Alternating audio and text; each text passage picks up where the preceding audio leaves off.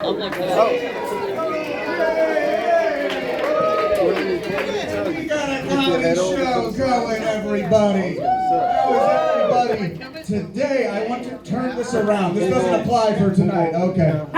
Sorry, Bill W. does not need to know what happens here tonight. My name is Jesse. I'm going to be running this. We have 7 comedians for you. Some are sober, some are not. They're all single. If you want to have them on, if anybody feels like taking a 13th step tonight, I'm sure they'll with you.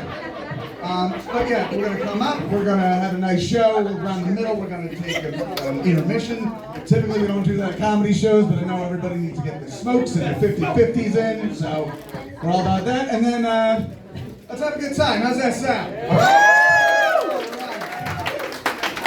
I did this show 2 years ago. I would have done it again last year, if not for a little thing called COVID. Did everybody have a nice COVID? Now, last time I was here, I informed you guys that I was not sober. I was considering it. And in the 2 years since, still not sober, but still not sober, but I did get married, so, which I still think should count, as I gave up all control and surrendered myself to a different power. Yes, dear, thy will be done. That's right. Yeah, she and I moved in with each other during COVID, which, that's part of the reason we got married so quick. We figured just in like sheer hours. Like typically you date somebody and you see him like for an hour before bed and you have sex maybe. She was the only person I saw for 6 months and I only wanted to kill her a little bit. So I was like, well, let's get married. That's how that works. When we moved in, I was excited because I knew I was going to like living with her. But I ended up liking it in a different way. Because, you know, you move in with your partner, you think, like, going to be cooking dinner for me and sex every night. And that kind of happened. But I'm actually a little disturbed in how I liked it. I'm like, oh, I guess I've just been missing a new mommy this whole time. I hate to be gross, but it was a new mommy to tell me to eat my vegetables and go to bed at a decent time and a little foreplay. Don't just stick it in. Okay, mommy. Yes, mommy. Mommy gets what mommy wants. It was a lot of like telling me I had chores to do while we walking around with her tits out, which I wish I could say was different than my actual mommy, but that would not be a lie.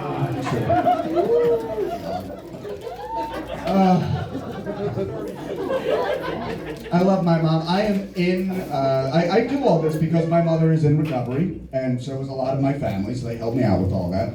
And my mom has been saying for years, like, you should put this thing in your comedy act. And then I finally did it. She does not like that I talk about it anymore. I talk about how I had a cool family. My mom being, I realized, like, oh yeah, I had a cool mom. I might have, given her the best gift a son can give for Mother's Day, clean urine to pass a drug test. Yeah. Woo, I'm a good son. I love my mommy, all right? Oh. And Miss with a meth she smoked while carrying me. Okay, let me not destroy all that. I had a cool dad growing up too. Anybody else have a cool dad? Yeah? What's so cool about your dad? What's so cool about your dad? Yeah. Is he here? Is he in the room? Could be. But here's the thing. That's a cool dad. A cool dad is how you end up in. Nobody ended up here with too many hugs and kisses at night. They ended up here with cool dads who were very irresponsible, but a lot of fucking fun. Think back to high school, and I was like, oh, Jimmy is the coolest dad. Taught about hard days work and how to treat a lady. No, he's fucking a sophomore and he sells us his back pills. Like, that's a cool dad, right?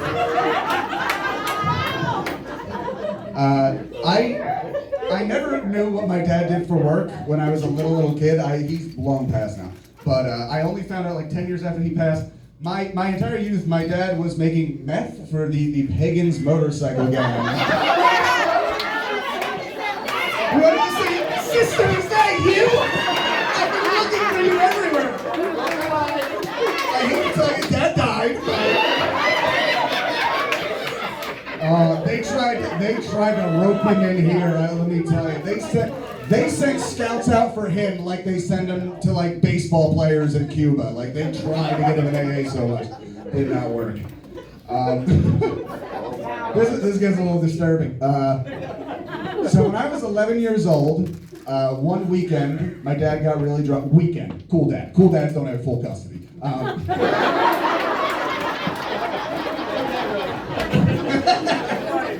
My dad got really drunk, and he confessed to me at 11 years old that he was pretty sure he killed a guy in a bar fight in his 20s and just never got caught for it. And I'm just there thinking like, oh, this is the talk thing all the kids are talking about, right? This is the talk. You come of age and your dad tells you he killed the guy and you get pizza afterwards, I think. I don't know. Son, yeah. Son, I understand your testicles are about to drop. Let me tell you about something else that dropped one gray December evening, never to rise again. I asked my dad how he felt about that he might have killed somebody. He said, well, it's like, maybe I took somebody out of this world, but like, I brought you in, so, you know, even Stevens? Yeah, Dad, that's what it says in the Bible. Take a penny, leave a penny. You know, as long as it all evens out somewhere. I'm trying to be more positive, and that involves removing negative things from my life. And unfortunately, one of those things is I love horror movies, but those can be pretty depressing. So now, to be positive, I only allow myself to watch the first 20 minutes of any horror movie, and I have to turn it off. While it's still optimistic. Like, you watch 20 minutes, turn it off. I bet those kids had a good summer at Camp Crystal Lake. Young love, kayaking, Jason learned to swim. It was a good time. Oh, God. I've been listening to a lot of old, like, gangster rap from the 90s. Yeah? Good stuff, good stuff. I think I like that genre, although it's still sad. Like, you know, Tupac Shakur, Notorious B.I.G., that's like the only genre where if you're too good at it, somebody's gonna kill you. That's upset. That didn't happen with pop. That didn't happen with boy bands. It wasn't like NSYNC didn't get bigger than Backstreet Boys, and Backstreet Boys were like, we need to kill Joey Fatone. All right? That's the only thing. But I think that's why there's so many legends in that genre. Just because, like, not that they weren't great, but just like they died before they could disappoint us. Like, you make a second album, you risk losing everything. Like, Notorious B.I.G. was a young man when he died. He was 24 years old. 1996. If he lived 4 more years, he would have been doing, like, the voice of Donkey in Shrek. Nobody wants... This Thursday on Dharma and Greg, Notorious B.I.G. drops in and hijinks ensue. No, nobody wants to remember that. I mean... People talk like, you know, Tupac. Can you imagine if Tupac Shakur had lived? Could you imagine? Like, yeah, I can, because Snoop Dogg lived, and who gives a shit? Like, half the time, like, did he ever make music? I don't... He just became, like, America's stoner Muppet uncle at some point. And we're all just... And that's mind-blowing to me that he is so safe now, because... Snoop Dogg had a song on the charts called Murder Was the Case That They Gave Me. Call and response. Murder was the case that they gave me while he was actually on trial for murder. And 25 years later, like, my mom would go to brunch with him with no questions asked. Could you imagine if Tupac were alive? He would have been on Dancing with the Stars by now. I don't think anybody wants to live in a universe where their grandma says, that Mr. Shakur moves like an angel. This is a new dumb one I'm working on. Have you guys seen that family of bears in, like, the Charmin toilet paper commercials?